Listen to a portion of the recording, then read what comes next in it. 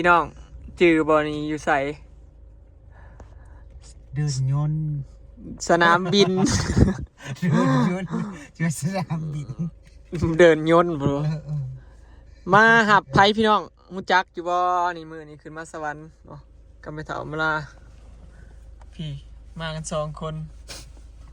เนาะคือขนาด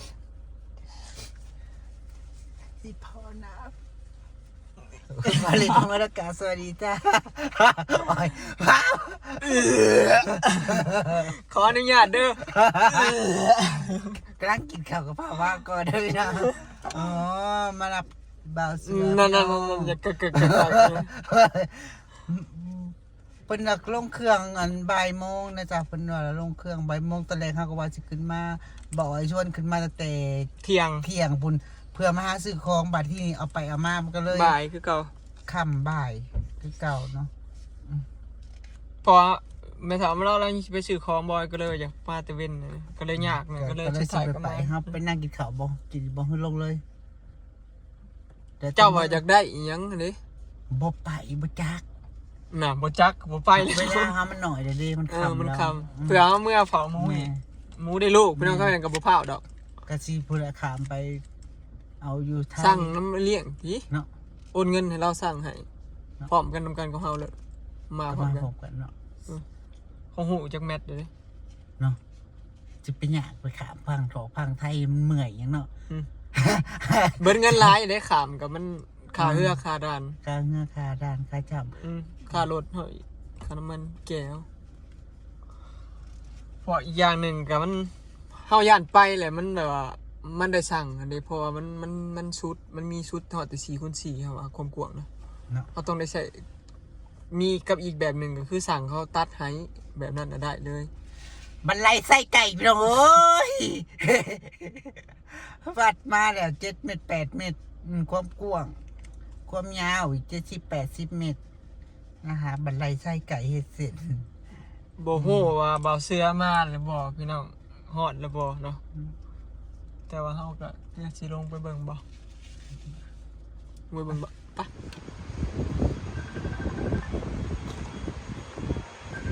ถึงสนามบินแล้วใช้เวลาชั่วโมงกว่าพี่น้องมาฮอดพี่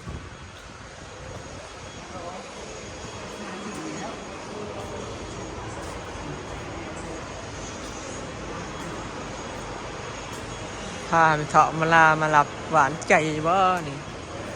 ฮอดแล้วเครื่องลงทาเบิ่งพี่น้องทาเบิ่ง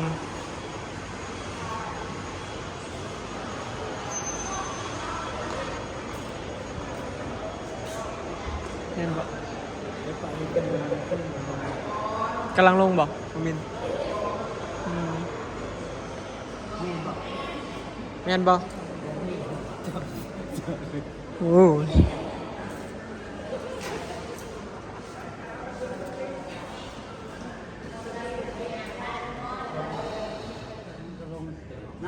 พอดีเลยเครื่องลงเลยเครื่องลง3 โมงพอดีเป๊ะเลย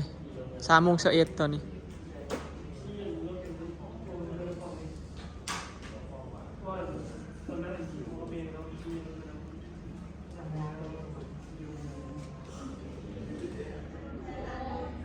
มาฮอดพอดีเครื่องลงพี่น้องถ้าเบิ่งว่าแม่นบ่ถ้าเบิ่งว่าสิจำได้บ่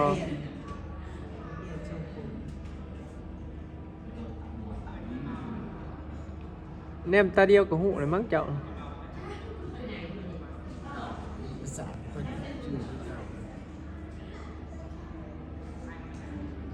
ต้อง FC เด้อพี่น้องคือสิจือครับจักรอบที่เท่าไรแล้วเรามานี่พี่น้องบ่จื้อที่7แล้วอาทิตย์นึงปาโต7เถื่อแล้วนี่เห็นแล้วเสื้อขาวนั่นนะครับจืดนะถ่ายอย่างเห็นบ่พี่น้องใส่แว่นนะเสื้อขาวส่งขาวส่งเก่า โบแมนใส่แว่นเสือดำไหน นี่นะมาแล้ว ตีใหญ่ปะน่ะทรงผมตีใหญ่พี่น้องครูแข่งตีใหญ่แล้วละครูแข่งตีใหญ่ฮอดแล้วลงมาฮอดแล้วเป็นในความรู้สึกมารอบที่7นะก็เฉยๆแต่มันชินชาเลยเขาก็มาดูแหละเราที่7แล้วมา7 เถื่อเลยนะพี่น้องเรามา7 รอบเลยได้มา7 รอบแล้วปีแล้วมาปีเดียว2 เถื่อเลยนี่แล้วเอง2 เถื่อมาอยู่โดนพอเป็นเดือนมันก็เลยความรู้สึกมันก็เลยแบบบ่จะคือว่าเข้ามาเที่ยวซั่นนะความรู้สึกก็คือแบบมาหักแล้วก็เมื่อเฮือนอยู่กันจังซี่นะเนาะมันมาจนแบบว่าจนอันลื่นกันพุ่นล่ะมาดูเลยแต่ว่าข่อยบ่ตื่นเต้นนะเพิ่นคือสิตื่นเต้นเฮ็ดยังบ่ถืออยู่บางช่วงเนาะ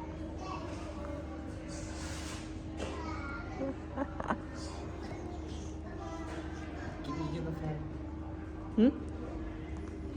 กาแฟหยัง ขับรถกินกาแฟ ปะกินยังก็กินตาจึงบ่ได้นอน เผาหมูนะ เผาหมูเกือบแจ้งพี่น้องหนาวมันเฮานอนแล้วเฮาตื่นมาได้เมื่อคืนเฮาตื่นมาพิงไฟมันนอนบ่หลับพี่น้องมันหนาวนอนได้ประมาณบ่ฮอดชั่วโมงก็ลุกขึ้นมามันเสด็จตัวมันช่วงๆนั่นน่ะอ๋ออันนี้เมนูน้ำ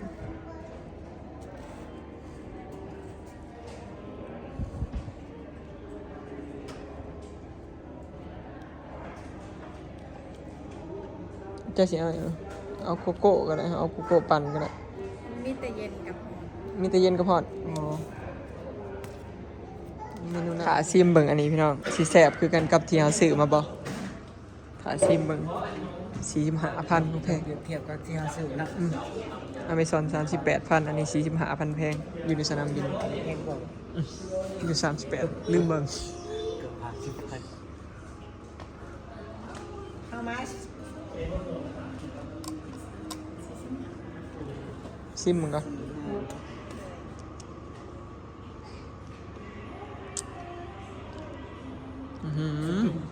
ห่วงพี่น้องมันทำมาลาเลี้ยงมื้อแรงเราแล้วสิได้หนังเป็นหมูมันดีด มันเครื่องก็เปลี่ยนเป็น มาแล้วบ่ตาลัดพี่น้องตาลัดอยู่ทางออกพระเจ้ากำลังออกกันอยู่รอรุ่นจ้าผู้ยืนถาก็ยืนถาร อรุ่นคนในเมืองสิมาเที่ยวบ้านนอก สงสัยติดใจบ้านนอกพี่น้องมารอบที่7เลยนี่ติดแฮงทันเทื่อหน้าให้มาอีกเลยให้มาเลยซะ แปลว่าถ้าคนบ้านแบบบ้านนอกเข้าไปในเมืองกับกันนาจีโอเคอยู่เพราะมันเป็นประเทศเนาะอาจจะเป็นที่ใหญ่อยู่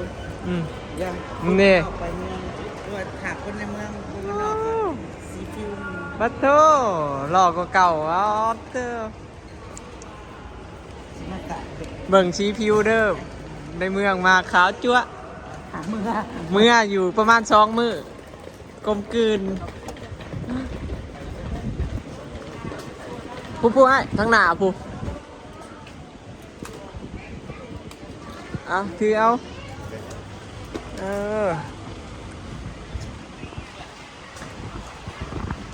แล้วถือลงมาแต่เครื่องบินเห็นกระเป๋าอันเดียวลงมาเป็น3 กระเป๋า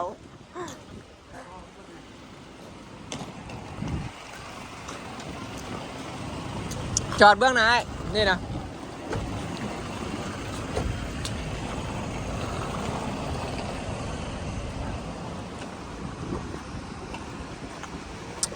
ได้ที่หมู่น้อยจะโตเอาไว้ 11มันมาแหวซื้อโซลาร์เซลล์พี่น้องจักคนสิเอาไปติดไว้ในไส เอาไปกินตูบพี่น้อง ตูบน้อยเพิ่นว่า ถ้าได้ไปอยู่ตูบ ไปอยู่คนละ หากกันในประเทศอยู่ตูบ ไปอยู่คนแล้ว มันจังบรรยากาศได้ ลองไปนอนผมดูจะคืนวะ รถแค่ประมาณ หาแสนเท่าไหรก่อนหาแสนหาเบิ้งสิไร ล้าน100,000 ถ้าเราเจ้าหาแสนแปดไม่ได้เท่าไหร่หาแสนหาได้บ่ต้องทำ 500,000ได้บ่ หาแสนหาได้บ่ โซลาร์เซลล์ ตัวซื่อๆแล้วก็เมื่อละคือว่าตัดติดได้เลยเนาะ เมื่อไรก็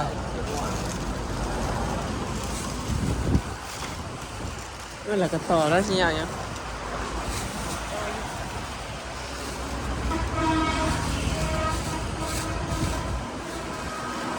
ของไทยของ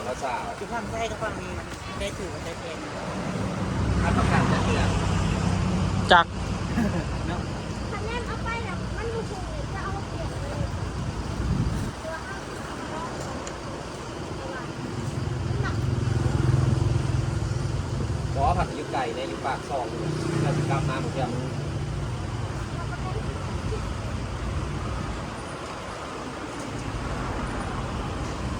การคิดเรื่องไม่ต้องเป็นที่ห้าเรื่องเมื่อว่าปฏิเพื่อขายกัน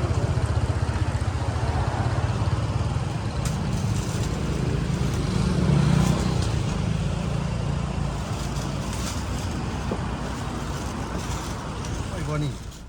เลขออกยังเลขออกยัง 629ต้องถือเลขใต้ทูกข่อยแหละ2992 บนหรือล่างนี่ บน